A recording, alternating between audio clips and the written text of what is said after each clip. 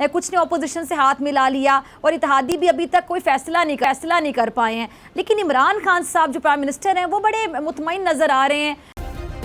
Subscribe करें और bell दबाएं ताकि कोई खबर रह न जाए।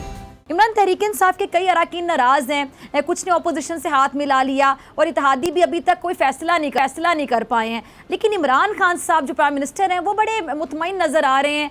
अब आपको क्या लगता है कि वो जो जीत के लिए मुतमईन नज़र आ रहे हैं उसकी क्या वजह है? ऐसे हालात में जीत वो कहते हैं हमारी ही होगी, ऑपोजिशन नाकाम होगी और प्राइम मिनिस्टर कोई सरप्राइज़ भी देना चाह रहे हैं इनको तहरीक एतमाद की वोटिंग से पहले।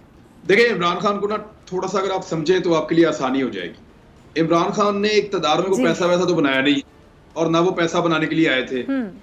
वो इक़्तिदार में एज ए लोगों को बेहतर तरीके से पाकिस्तान को बेहतर करने के लिए उनकी ख्वाहिश थी कि वो जिस तरह चाहते हैं पाकिस्तान वैसे चले। कुछ चीजों में उन्होंने बेहतर किया, कुछ चीजों में उन्होंने जो पहले था उससे भी बुरा हो गया और कुछ इश्यूज के ऊपर उन्होंने बहुत ही अच्छा काम किया। तो वो उनको दोबारा जिंदगी दे दी है अपोजिशन ने। इमरान खान साहब को ये लग रहा था थोड़ा अरसा पहले तक, और वो बड़े दबाव में थे कि महंगाई की जो वेव है वो कंट्रोल नहीं हो रही और पाकिस्तान में वो लोगों को ये कायल नहीं कर पा रहे थे कि ये महंगाई के जो फैक्टर्स हैं वो अंदरूनी नहीं है, बैरूनी है। अब वो कायल कर नहीं पा रहे थे और उनको नजर आ रहा था कि उनको शिकस्त हो जाएगी 2023 के इंतखाबात में। लेकिन अपोजिशन ने उनका जो मुर्दा घोड़ा था उसको इंजेक्शन लगा के उसमें दोबारा जान डाल दी। अब वो इक़्तिदार में रहते हैं या नहीं रहते, उनकी सियासत जिंदा हो गई है।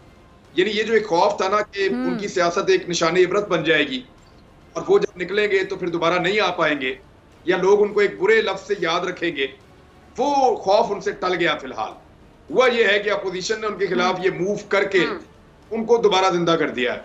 दूसरी जानिब आपने अगर आज गौर किया हो तो ये जो माइंड गेम है ना, ये अब अपना गेम दिखा रहा है और ये खेल अब सामने आना शुरू हो गया है। मिसाल के तौर पे बिलावल भुट्टो जरदारी को आपने आज सुना है, वो 4 बातें सिर्फ उनकी गौर से अगर आप सुने तो आपको आइडिया हो जाएगा कि ये बिलावल क्यों कर रहे हैं।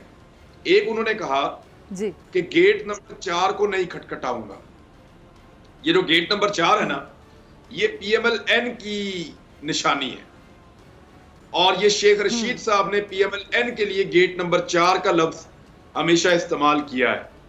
तो गेट नंबर 4 PMLN के लिए इस्तेमाल किया जाता है, तो बिलावल ने गेट नंबर 4 को कभी नहीं खटखटाऊंगा, ये किसको कहा आप समझ जाइए।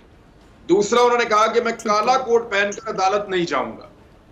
ये बात उन्होंने किसको की ये भी आप समझ जाइए। काला कोट पहनकर यूसुफ रजा गिलानी के खिलाफ गए थे मियां नवाज शरीफ साहब, तो उन्होंने दूसरा ताना भी नून लीग को मारा।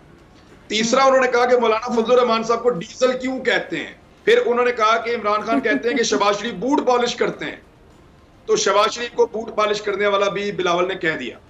अब इसकी नौबत क्यों आई ये मैं आपको बता देता हूं। पे रख दिया पूरी ऑपोजिशन को। PMLN एक्चुअली हुकूमत बनाने के मूड में नहीं है। वो इमरान खान को हटाने का सिर्फ ड्रामा कर रहे हैं, वो इमरान खान को हटाना नहीं चाहते।